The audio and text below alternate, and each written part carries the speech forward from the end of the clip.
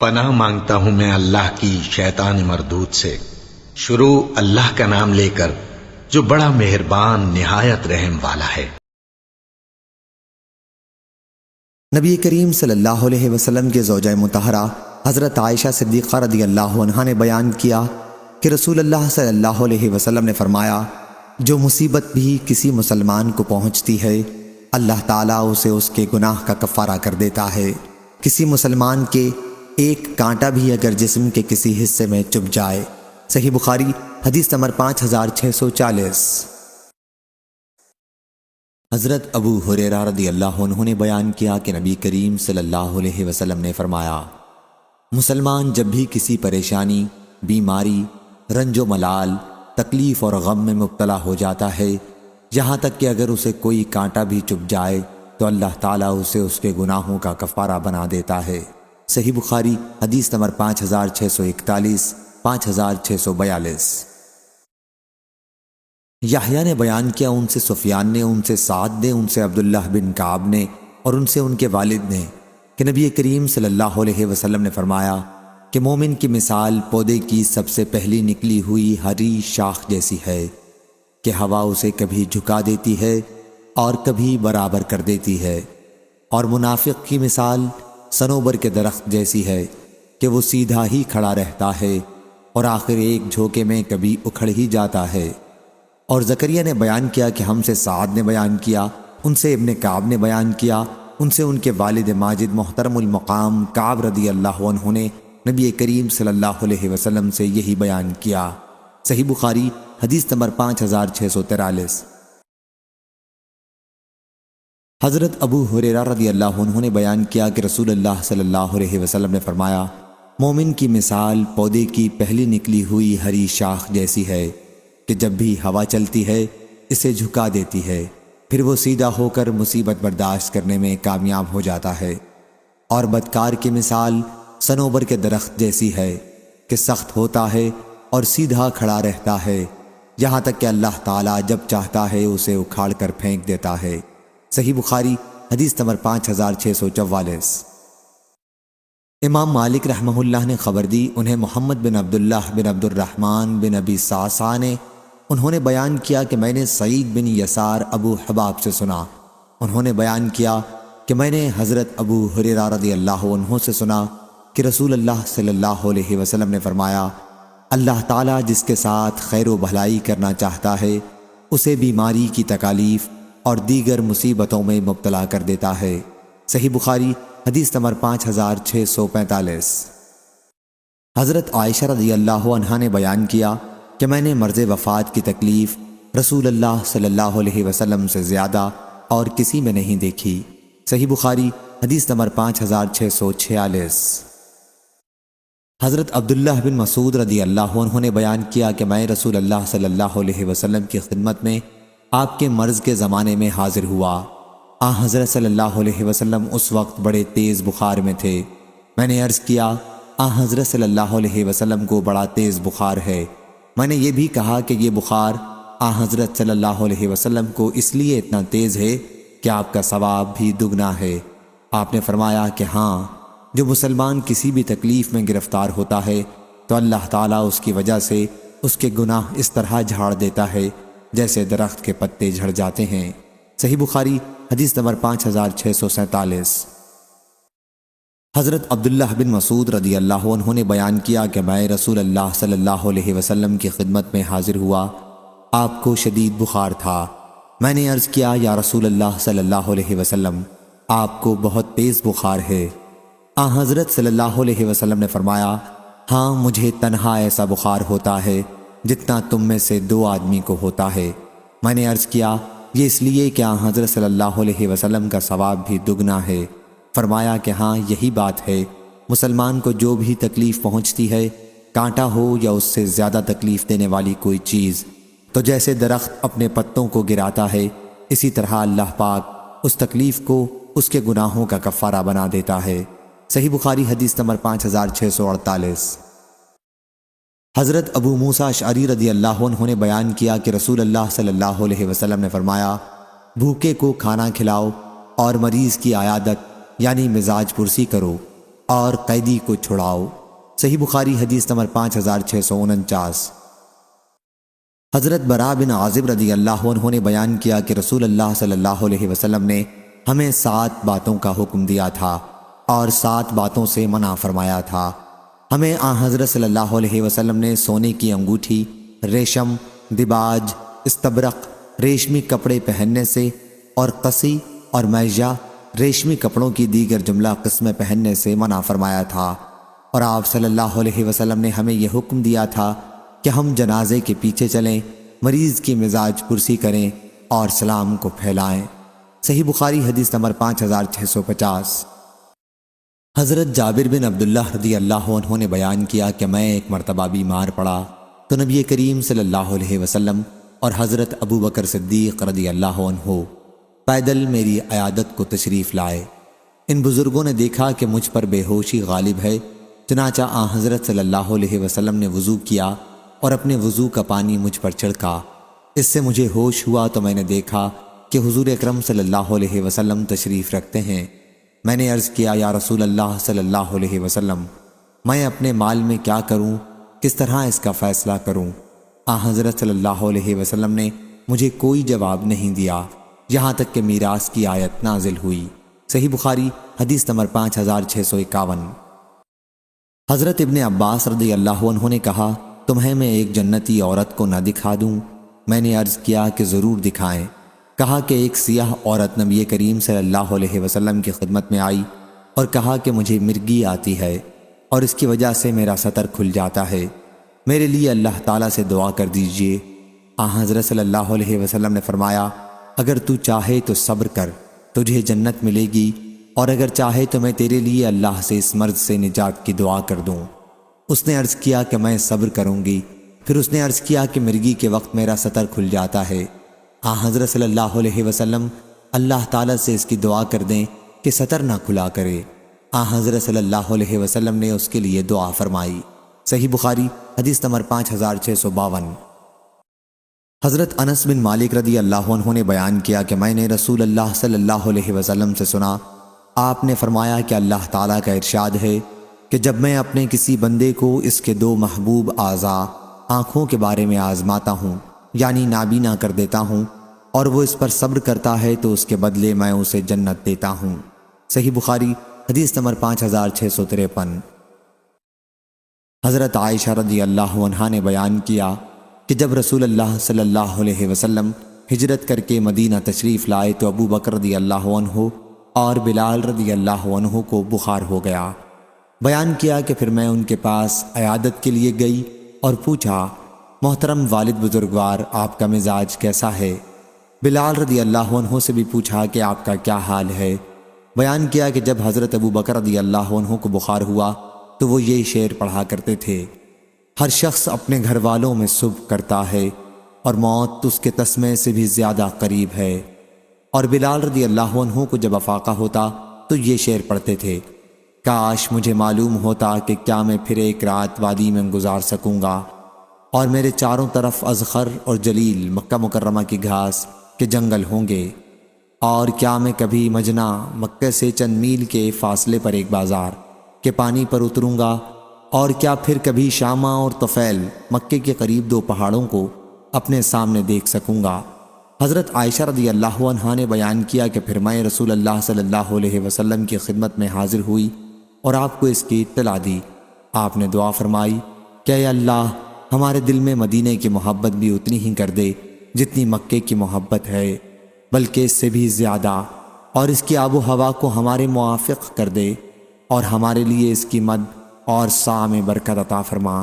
اللہ اس کا بخار کہیں اور جگہ منتقل کر دے اور اسے مقام جحفہ میں بھیج دے۔ صحیح بخاری حدیث نمبر 5654۔ عاصم نے خبر دی، کہا کہ میں نے ابو عثمان سے سنا اور انہوں نے اسامہ بن زید رضی اللہ عنہ سے کہ نبی کریم صلی اللہ علیہ وسلم کی ایک صاحبزادی حضرت زینب رضی اللہ عنہا نے آپ کو کہلوا بھیجا۔ اس وقت حضور اکرم صلی اللہ علیہ وسلم کے ساتھ حضرت سعد رضی اللہ عنہ اور ہمارا خیال ہے کہ حضرت ابی بن کعب رضی اللہ عنہ تھے کہ میری بچی بستر مرگ پر پڑی ہے، اس لیے حضرت صلی اللہ علیہ وسلم ہمارے یہاں تشریف لائیں۔ حضرت صلی اللہ علیہ وسلم نے انہیں سلام کہلوایا اور فرمایا کہ اللہ تعالیٰ کو اختیار ہے، جو چاہے دے اور جو چاہے لے لے، ہر چیز اس کے یہاں متعین و معلوم ہے، اس لیے اللہ سے اس مصیبت پر اجر کی امیدوار رہو اور صبر کرو۔ صاحبزادی نے پھر دوبارہ قسم دے کر ایک آدمی بلانے کو بھیجا، چنانچہ آپ کھڑے ہوئے اور ہم بھی آپ کے ساتھ کھڑے ہو گئے۔ پھر بچی حضرت صلی اللہ علیہ وسلم کی گود میں اٹھا کر رکھی گئی اور وہ جانکنی کے عالم میں پریشان تھی۔ آپ کی آنکھوں میں آنسو آ گئے۔ اس پر حضرت سعد رضی اللہ عنہ نے عرض کیا کہ یا رسول اللہ صلی اللہ علیہ وسلم، یہ کیا ہے؟ حضور اکرم صلی اللہ علیہ وسلم نے فرمایا، یہ رحمت ہے، اللہ تعالیٰ اپنے بندوں میں سے جس کے دل میں چاہتا ہے رکھتا ہے، اور اللہ تعالیٰ بھی اپنے انہی بندوں پر رحم کرتا ہے جو خود بھی رحم کرنے والے ہوتے ہیں۔ صحیح بخاری حدیث نمبر 5655۔ حضرت ابن عباس رضی اللہ عنہ نے بیان کیا کہ نبی کریم صلی اللہ علیہ وسلم ایک دیہاتی کے پاس اس کی عیادت کے لیے تشریف لے گئے۔ راوی نے بیان کیا کہ جب حضور اکرم صلی اللہ علیہ وسلم کسی کی عیادت کو تشریف لے جاتے تو مریض سے فرماتے، کوئی فکر کی بات نہیں، انشاءاللہ یہ مرض گناہوں سے پاک کرنے والا ہے۔ لیکن اس دیہاتی نے آپ کے ان مبارک کلمات کے جواب میں کہا، کیا آپ کہتے ہیں کہ یہ پاک کرنے والا ہے؟ ہرگز نہیں، بلکہ یہ بخار ایک بوڑھے پر غالب آ گیا ہے اور اسے قبر تک پہنچا کے رہے گا۔ آپ نے فرمایا کہ پھر ایسا ہی ہوگا۔ صحیح بخاری حدیث نمبر 5656۔ حماد بن زید نے بیان کیا، ان سے ثابت نے اور ان سے حضرت انس رضی اللہ عنہ نے، کہ ایک یہودی لڑکا عبدوس نامی نبی کریم صلی اللہ علیہ وسلم کی خدمت کیا کرتا تھا۔ وہ بیمار ہوا تو حضور اکرم صلی اللہ علیہ وسلم اس کی مزاج پرسی کے لیے تشریف لائے۔ حضرت صلی اللہ علیہ وسلم نے فرمایا کہ اسلام قبول کر لے، چنانچہ اس نے اسلام قبول کر لیا۔ اور سعید بن مسیب نے بیان کیا اپنے والد سے کہ جب ابو طالب کی وفات کا وقت قریب ہوا تو حضرت صلی اللہ علیہ وسلم ان کے پاس مزاج پرسی کے لیے تشریف لے گئے۔ صحیح بخاری حدیث نمبر 5657۔ حشام بن عروہ نے بیان کیا، کہا کہ مجھے میرے والد نے خبر دی اور انہیں حضرت عائشہ رضی اللہ عنہا نے، کہ کچھ صحابہ رحمہ اللہ نبی کریم صلی اللہ علیہ وسلم کی آپ کے ایک مرض کے دوران مزاج پرسی کرنے آئے۔ حضرت صلی اللہ علیہ وسلم نے انہیں بیٹھ کر نماز پڑھائی، لیکن صحابہ رضی اللہ عنہم کھڑے ہو کر ہی نماز پڑھ رہے تھے، اس لیے حضرت صلی اللہ علیہ وسلم نے انہیں بیٹھنے کا اشارہ کیا۔ نماز سے فارغ ہونے کے بعد حضرت صلی اللہ علیہ وسلم نے فرمایا کہ امام اس لیے ہے کہ اس کی اقتداء کی جائے، پس جب وہ رکوع کرے تو تم بھی رکوع کرو، جب وہ سر اٹھائے تو تم مقتدی بھی سر اٹھاؤ، اور اگر وہ بیٹھ کر نماز پڑھے تو تم بھی بیٹھ کر پڑھو۔ ابو عبداللہ حضرت امام بخاری نے کہا کہ مطابق قول حضرت حمیدی یہ حدیث منسوخ ہے، کیونکہ نبی کریم صلی اللہ علیہ وسلم نے آخر مرض الوفات میں نماز بیٹھ کر پڑھائی اور لوگ آپ کے پیچھے کھڑے ہو کر اقتداء کر رہے تھے۔ صحیح بخاری حدیث نمبر 5658۔ حضرت سعد بن ابی وقاص رضی اللہ عنہ نے بیان کیا کہ میں مکے میں بہت سخت بیمار پڑ گیا تو رسول اللہ صلی اللہ علیہ وسلم میری مزاج پرسی کے لیے تشریف لائے۔ میں نے عرض کیا، اے اللہ کے نبی صلی اللہ علیہ وسلم، اگر وفات ہو گئی تو میں مال چھوڑوں گا اور میرے پاس سوائے ایک لڑکی کے اور کوئی وارث نہیں ہے، کیا میں اپنے 2/3 مال کی وصیت کر دوں اور 1/3 چھوڑ دوں؟ حضرت صلی اللہ علیہ وسلم نے فرمایا کہ نہیں۔ میں نے عرض کیا، پھر آدھے کی وصیت کر دوں اور آدھا اپنی بچی کے لیے چھوڑ دوں؟ فرمایا کہ نہیں۔ پھر میں نے کہا کہ 1/3 کی وصیت کر دوں اور باقی 2/3 لڑکی کے لیے چھوڑ دوں؟ حضرت صلی اللہ علیہ وسلم نے فرمایا کہ 1/3 کر دو اور 1/3 بھی بہت ہے۔ پھر حضرت صلی اللہ علیہ وسلم نے اپنا ہاتھ ان کی پیشانی پر رکھا۔ حضرت سعد رضی اللہ عنہ نے بیان کیا اور میرے چہرے اور پیٹ پر آپ نے اپنا مبارک ہاتھ پھیرا، پھر فرمایا، اے اللہ، سعد کو شفا عطا فرما اور اس کی ہجرت کو مکمل کر۔ حضور اکرم صلی اللہ علیہ وسلم کے دست مبارک کی ٹھنڈک اپنے جگر کے حصے پر میں اب تک پا رہا ہوں۔ صحیح بخاری حدیث نمبر 5659۔ حضرت عبداللہ بن مسعود رضی اللہ عنہ نے کہا، میں رسول اللہ صلی اللہ علیہ وسلم کی خدمت میں حاضر ہوا تو آپ کو بخار آیا ہوا تھا۔ میں نے اپنے ہاتھ سے حضرت صلی اللہ علیہ وسلم کا جسم چھوا اور عرض کیا، یا رسول اللہ صلی اللہ علیہ وسلم، آپ کو تو بڑا تیز بخار ہے۔ حضرت صلی اللہ علیہ وسلم نے فرمایا، ہاں مجھے تم میں سے 2 آدمیوں کے برابر بخار چڑھتا ہے۔ میں نے عرض کیا یہ اس لیے ہوگا کہ حضرت صلی اللہ علیہ وسلم کو دگنا اجر ملتا ہے۔ آپ نے فرمایا کہ ہاں۔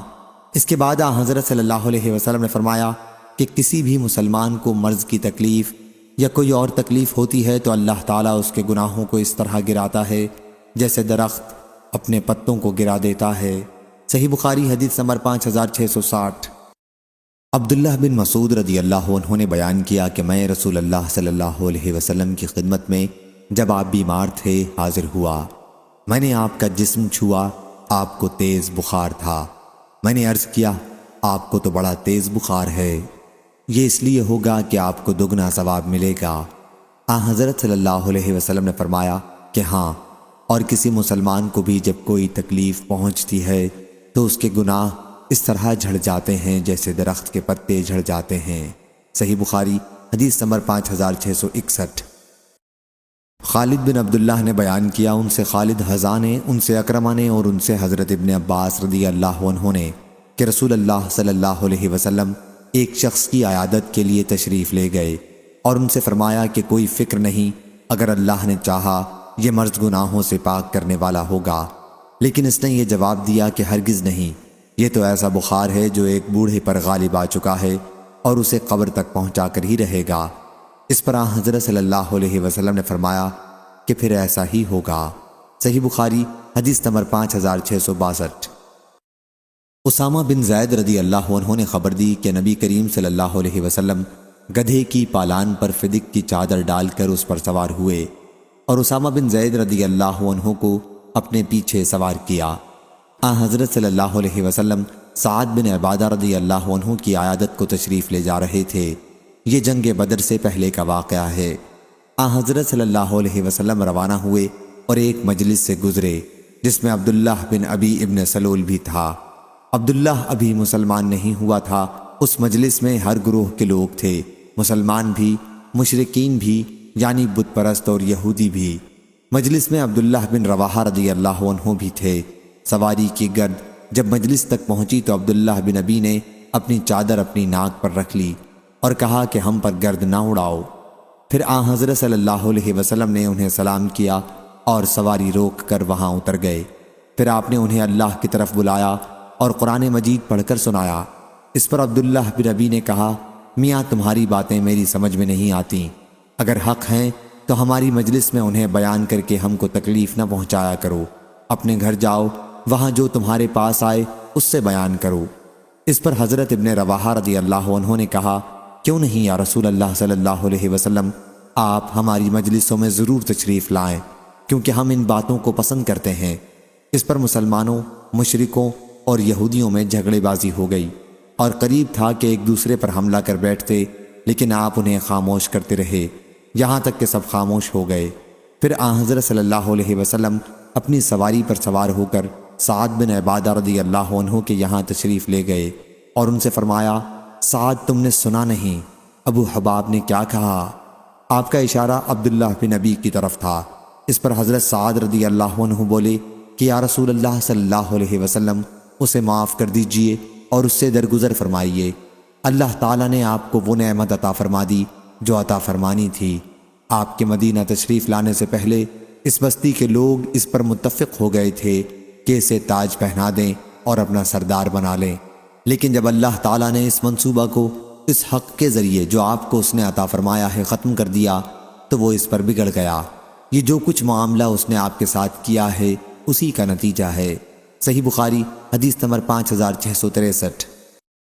حضرت جابر بن عبداللہ رضی اللہ عنہ نے بیان کیا کہ نبی کریم صلی اللہ علیہ وسلم میری عیادت کے لیے تشریف لائے۔ آپ نہ کسی خچر پر سوار تھے نہ کسی گھوڑے پر، بلکہ آپ پیدل تشریف لائے تھے۔ صحیح بخاری حدیث نمبر 5664۔ سفیان نے بیان کیا، ان سے ابن ابی نجیح اور ایوب نے، ان سے مجاہد نے، ان سے عبد الرحمن بن ابی لیلہ نے اور ان سے کعب بن عجرہ رضی اللہ عنہ نے کہ نبی کریم صلی اللہ علیہ وسلم میرے قریب سے گزرے اور میں ہانڈی کے نیچے آگ سلگا رہا تھا۔ حضرت صلی اللہ علیہ وسلم نے فرمایا، کیا تمہارے سر کی جوئیں تمہیں تکلیف پہنچاتی ہیں؟ میں نے عرض کیا، جی ہاں۔ پھر آپ نے حجام بلوایا اور اس نے میرا سر مونڈ دیا۔ اس کے بعد حضرت صلی اللہ علیہ وسلم نے مجھے فدیہ ادا کر دینے کا حکم فرمایا۔ صحیح بخاری حدیث نمبر 5665۔ سلیمان بن بلال نے خبر دی، ان سے یحییٰ بن سعید نے کہ میں نے قاسم بن محمد سے سنا، انہوں نے بیان کیا کہ سر کے شدید درد کی وجہ سے عائشہ رضی اللہ عنہا نے کہا، ہائے رے سر۔ اس پر رسول اللہ صلی اللہ علیہ وسلم نے فرمایا، اگر ایسا میری زندگی میں ہو گیا، یعنی تمہارا انتقال ہو گیا، میں تمہارے لیے استغفار اور دعا کروں گا۔ عائشہ رضی اللہ عنہا نے کہا، افسوس، اللہ کی قسم میرا خیال ہے کہ آپ میرا مر جانا ہی پسند کرتے ہیں، اور اگر ایسا ہو گیا تو آپ تو اسی دن رات اپنی کسی بیوی کے یہاں گزاریں گے۔ حضرت صلی اللہ علیہ وسلم نے فرمایا، بلکہ میں خود درد سر میں مبتلا ہوں۔ میرا ارادہ ہوتا تھا کہ ابو بکر رضی اللہ عنہ اور ان کے بیٹے کو بلا بھیجوں اور انہیں خلافت کی وصیت کر دوں، کہیں ایسا نہ ہو کہ میرے بعد کہنے والے کچھ اور کہیں کہ خلافت ہمارا حق ہے، یا آرزو کرنے والے کسی اور بات کی آرزو کریں کہ ہم خلیفہ ہو جائیں۔ پھر میں نے اپنے جی میں کہا، اس کی ضرورت ہی کیا ہے، خود اللہ تعالیٰ ابو بکر رضی اللہ عنہ کے سوا اور کسی کو خلیفہ نہ ہونے دے گا، نہ مسلمان اور کسی کی خلافت ہی قبول کریں گے۔ صحیح بخاری حدیث نمبر 5666۔ حضرت عبداللہ بن مسعود رضی اللہ عنہ نے بیان کیا کہ میں نبی کریم صلی اللہ علیہ وسلم کی خدمت میں حاضر ہوا تو آپ کو بخار آیا ہوا تھا۔ میں نے آپ کا جسم چھو کر عرض کیا کہ حضرت صلی اللہ علیہ وسلم کو تو بڑا تیز بخار ہے۔ حضور اکرم صلی اللہ علیہ وسلم نے فرمایا کہ ہاں، تم میں سے 2 آدمیوں کے برابر ہے۔ حضرت ابن مسعود رضی اللہ عنہ نے عرض کیا کہ حضرت صلی اللہ علیہ وسلم کا اجر بھی دگنا ہے۔ کہا ہاں۔ پھر آپ نے فرمایا کہ کسی مسلمان کو بھی جب کسی مرض کی تکلیف یا اور کوئی تکلیف پہنچتی ہے تو اللہ اس کے گناہ کو اس طرح جھاڑ دیتا ہے جس طرح درخت اپنے پتوں کو جھاڑتا ہے۔ صحیح بخاری حدیث نمبر 5667۔ زہری نے خبر دی، انہیں عامر بن سعد بن ابی وقاص نے اور ان سے ان کے والد نے کہ ہمارے یہاں رسول اللہ صلی اللہ علیہ وسلم میری عیادت کے لیے تشریف لائے۔ میں حجۃ الوداع کے زمانے میں ایک سخت بیماری میں مبتلا ہو گیا تھا۔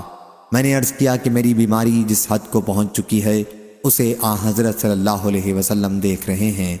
میں صاحب دولت ہوں اور میری وارث میری صرف ایک لڑکی کے سوا اور کوئی نہیں، تو کیا میں اپنا 2/3 مال صدقہ کر دوں؟ حضرت صلی اللہ علیہ وسلم نے فرمایا کہ نہیں۔ میں نے عرض کیا پھر آدھا کر دوں؟ آپ نے فرمایا کہ نہیں۔ میں نے عرض کیا 1/3 کر دوں؟ حضرت صلی اللہ علیہ وسلم نے فرمایا کہ 1/3 بہت کافی ہے۔ اگر تم اپنے وارثوں کو غنی چھوڑ کر جاؤ تو یہ اس سے بہتر ہے کہ انہیں محتاج چھوڑو اور وہ لوگوں کے سامنے ہاتھ پھیلاتے پھریں، اور تم جو بھی خرچ کرو گے اور اس سے اللہ کی خوشنودی حاصل کرنا مقصود ہوگا، اس پر بھی تمہیں ثواب ملے گا، یہاں تک کہ اس لقمے پر بھی تمہیں ثواب ملے گا جو تم اپنی بیوی کے منہ میں ڈالتے ہو۔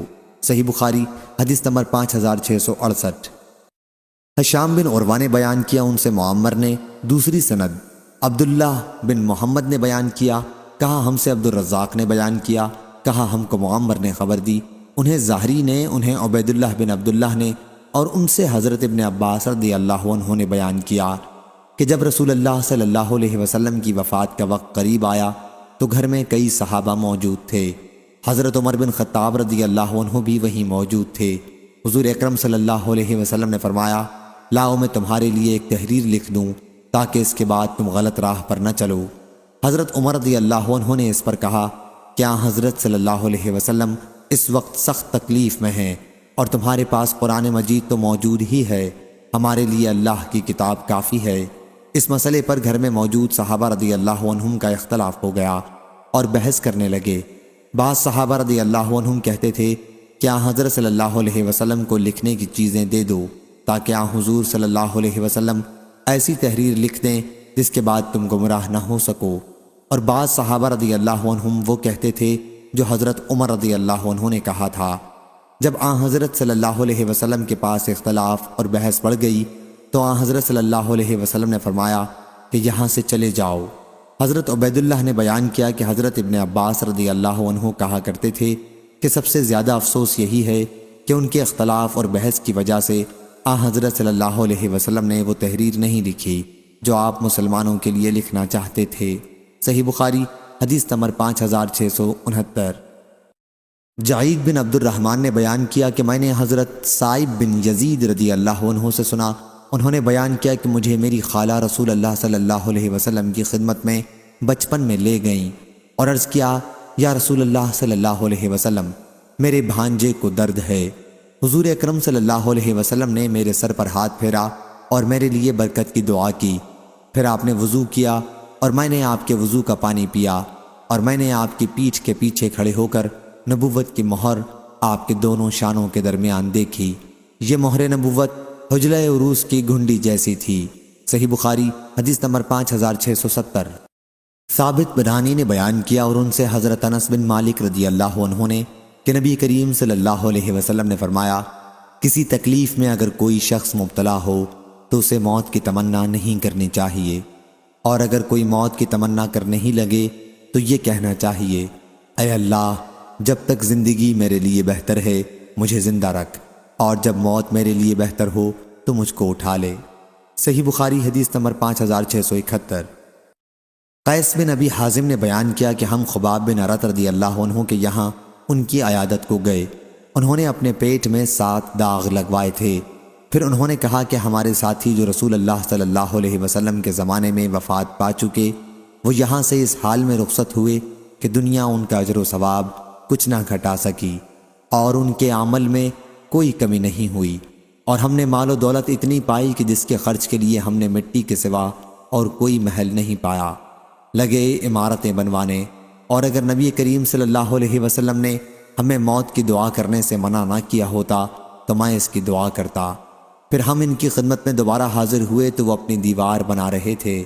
انہوں نے کہا، مسلمان کو ہر اس چیز پر ثواب ملتا ہے جسے وہ خرچ کرتا ہے، مگر کمبخت عمارت میں خرچ کرنے کا ثواب نہیں ملتا۔ صحیح بخاری حدیث نمبر 5672۔ حضرت ابو ہریرہ رضی اللہ عنہ نے بیان کیا کہ میں نے رسول اللہ صلی اللہ علیہ وسلم سے سنا، آپ نے فرمایا، کسی شخص کا عمل اسے جنت میں داخل نہیں کر سکے گا۔ صحابہ کرام رحمہ اللہ نے عرض کیا، یا رسول اللہ صلی اللہ علیہ وسلم، آپ کا بھی نہیں؟ آپ نے فرمایا، نہیں، میرا بھی نہیں، سوائے اس کے کہ اللہ اپنے فضل و رحمت سے مجھے نوازے۔ اس لیے عمل میں میانہ روی اختیار کرو اور قریب قریب چلو، اور تم میں کوئی شخص موت کی تمنا نہ کرے، کیونکہ یا وہ نیک ہوگا تو امید ہے کہ اس کے اعمال میں اور اضافہ ہو جائے، اور اگر وہ برا ہے تو ممکن ہے وہ توبہ ہی کر لے۔ صحیح بخاری حدیث نمبر 5673۔ حضرت عائشہ رضی اللہ عنہا نے بیان کیا کہ میں نے رسول اللہ صلی اللہ علیہ وسلم سے سنا، حضرت صلی اللہ علیہ وسلم میرا سہارا لیے ہوئے تھے مرض الموت میں، اور فرما رہے تھے، اے اللہ تعالی، میری مغفرت فرما، مجھ پر رحم کر اور مجھ کو اچھے رفیقوں، فرشتوں اور پیغمبروں کے ساتھ ملا دے۔ صحیح بخاری حدیث نمبر 5674۔ ابو غیوانہ نے بیان کیا، ان سے منصور نے، ان سے ابراہیم نے، ان سے مسروق نے، اور ان سے حضرت عائشہ رضی اللہ عنہا نے کہ رسول اللہ صلی اللہ علیہ وسلم جب کسی مریض کے پاس تشریف لے جاتے یا کوئی مریض آپ کے پاس لایا جاتا تو آپ یہ دعا فرماتے، اے پروردگار لوگوں کے بیماری دور کر دے، اے انسانوں کے پالنے والے شفا عطا فرما، تو ہی شفا دینے والا ہے، تیری شفا کے سوا اور کوئی شفا نہیں، ایسی شفا دے جس میں مرض بالکل باقی نہ رہے۔ اور عمرو بن ابی قیس اور ابراہیم بن تہمان نے منصور سے بیان کیا، انہوں نے ابراہیم اور ابو الضحیٰ سے کہ جب کوئی مریض حضرت صلی اللہ علیہ وسلم کے پاس لایا جاتا۔ صحیح بخاری حدیث نمبر 5675۔ حضرت جابر بن عبداللہ رضی اللہ عنہ نے بیان کیا کہ نبی کریم صلی اللہ علیہ وسلم میرے یہاں تشریف لائے، میں بیمار تھا، حضرت صلی اللہ علیہ وسلم نے وضو کیا اور وضو کا پانی مجھ پر ڈالا، یا فرمایا کہ اس پر یہ پانی ڈال دو۔ اس سے مجھے ہوش آ گیا، میں نے عرض کیا، میں تو کلالہ ہوں جس کے والد اور اولاد نہ ہو، میرے ترکے میں تقسیم کیسے ہوگی؟ اس پر میراث کی آیت نازل ہوئی۔ صحیح بخاری حدیث نمبر 5676۔ حضرت عائشہ رضی اللہ عنہا نے بیان کیا کہ جب رسول اللہ صلی اللہ علیہ وسلم ہجرت کر کے مدینہ تشریف لائے تو حضرت ابو بکر اور حضرت بلال رضی اللہ عنہ کو بخار ہو گیا۔ بیان کیا کہ پھر میں ان کے پاس بیمار پرسی کے لیے گئی اور پوچھا کہ محترم والد بزرگوار، آپ کا کیا حال ہے؟ اور اے بلال رضی اللہ عنہ، آپ کا کیا حال ہے؟ بیان کیا کہ جب حضرت ابو بکر رضی اللہ عنہ کو بخار ہوا تو وہ یہ شعر پڑھا کرتے تھے: ہر شخص اپنے گھر والوں میں صبح کرتا ہے اور موت اس کے تسمے سے بھی زیادہ قریب ہے۔ اور حضرت بلال رضی اللہ عنہ کا جب بخار اترتا تو بلند آواز سے وہ یہ اشعار پڑھتے: کاش مجھے معلوم ہوتا کہ میں ایک رات وادی مکہ میں اس طرح گزار سکوں گا کہ میرے چاروں طرف اذخر اور جلیل نامی گھاس کے جنگل ہوں گے، اور کیا پھر میں مجنہ کے گھاٹ پر اتر سکوں گا، اور کیا کبھی شامہ اور طفیل میں اپنے سامنے دیکھ سکوں گا۔ راوی نے بیان کیا کہ عائشہ رضی اللہ عنہا نے کہا، پھر میں نبی کریم صلی اللہ علیہ وسلم کی خدمت میں حاضر ہوئی اور آن حضرت صلی اللہ علیہ وسلم سے اس کے متعلق کہا تو آپ نے یہ دعا فرمائی: اے اللہ، ہمارے دلوں میں مدینہ کی محبت پیدا کر جیسا کہ ہمیں اپنے وطن مکے کی محبت تھی، بلکہ اس سے بھی زیادہ مدینہ کی محبت عطا کر اور اس کی آب و ہوا کو صحت بخش بنا دے، اور ہمارے لیے اس کے سا اور مد میں برکت عطا فرما، اور اس کے بخار کو کہیں اور جگہ منتقل کر دے، اسے جحفہ نامی گاؤں میں بھیج دے۔ صحیح بخاری حدیث نمبر 5677۔